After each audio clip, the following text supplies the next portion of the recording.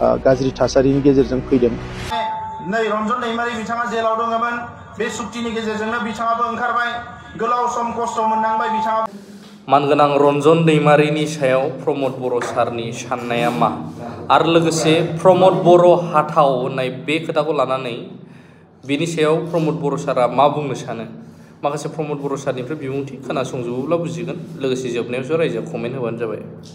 Politically power मोननाय मोनैया बे गिदिर बाथ्रा नङा, खिन्थु रायजोखौ सिबिनाय, रायजो राजाफोरखौ जौगाहोनाय, रायजो राजाफोरनि जेंनाखौ सुस्रांनाय आरो बिनि थाखायनो जों सोमावसारदों, बिनि थाखायनो जिउ होदों, बिनि थाखायनो थै होदों आरो दिनै थै आरो जिउ होनायनि बिनिमयाव BSc BTC आरो BTR मोनबाय।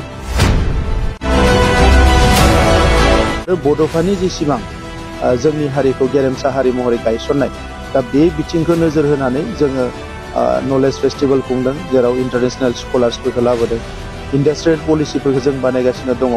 मोनफ्रोमबो खामानिखौ जोंनि हारिखौ जौगाहोनो थाखाय जोङो थांखि लादों।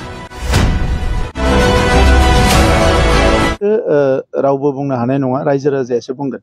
डेम'क्रेसियाव रायजो राजानि आखायावनो गोहोआ थायो।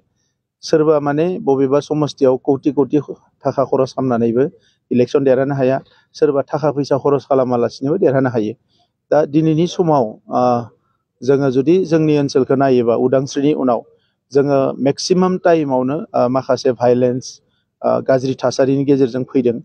दा मानसिफ्रा बुंदों जे नैबे बोसोरब्रैयानो थांनाय 30-40 बोसोरनि गेजेराव रुजुयोब्ला बेस्ट टाइम होननानै बयबो बुंदों। दा नंखायनो आंनि साननाया जाबाय मा, जे पलिटिकेलि पावार मोननाय मोनैया बे गिदिर बाथ्रा नङा, खिन्थु रायजोखौ सिबिनाय, रायजो राजाफोरखौ जौगाहोनाय, रायजो राजाफोरनि जेंनाखौ सुस्रांनाय आरो बिनि थाखायनो जों सोमावसारदों, बिनि थाखायनो जिउ होदों, बिनि थाखायनो थै होदों आरो दिनै थै आरो जिउ होनायनि बिनिमयाव BSc BTC आरो BTR मोनबाय।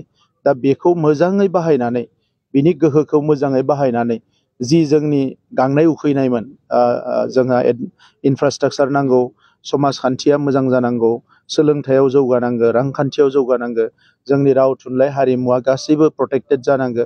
बे गासैबो बिथिङाव जोङो खामानि मावनो नाजादों आरो बड'फानि जि सिमां जोंनि हारिखौ गेरेमसा हारि महरै गायसननाय, दा बे बिथिंखौ नोजोर होनानै जोङो नलेज फेस्टिभेल खुंदों, जेराव इन्टारनेशनेल स्कलार्सफोरखौ लाबोदों, इन्डास्ट्रियेल पलिसिफोरखौ जों बानायगासिनो दङ।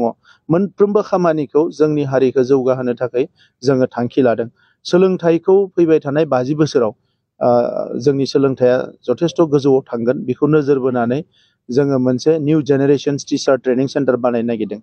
दिनै 20 साइन्स मबाइल भेन गिदिंगासिनो दङ, जेराव साइन्सनि फोरोंगिरि खम दोङो बा गैया, बेवहाय फोरोंनो हायाखै, बै ओनसोलफ्राव जोङो स्पेसियेल माने भेन फाथायनानै आगस्टा इन्टारनेशनेल फाउन्डेसननिफ्राय साइन्सनि थाखाय खामानि मावदों। जेराव डक्टर सहैया हेल्थ सेक्टराव, बेवहाय गं 20 MMU होनना बुङो, मबाइल मेडिकेल इउनिट, बिसोरो ट्रिटमेन्ट होगासिनो दङ। दासिम 30,000 माने फेमिलिसफ्राव थांनानै बिथांमोनहा ट्रिटमेन्ट होबाय। दा बेबायदि गुबुन गुबुन खामानि, बिग मिशननिफ्राय लानानै गड मिशननिफ्राय लानानै गासैखौबो जोङो इयुनाव जाहाथे जोंनि रांखान्थिया जौगालांनो हायो, बेखौ नोजोर बोनानै जों खामानि मावगासिनो दं।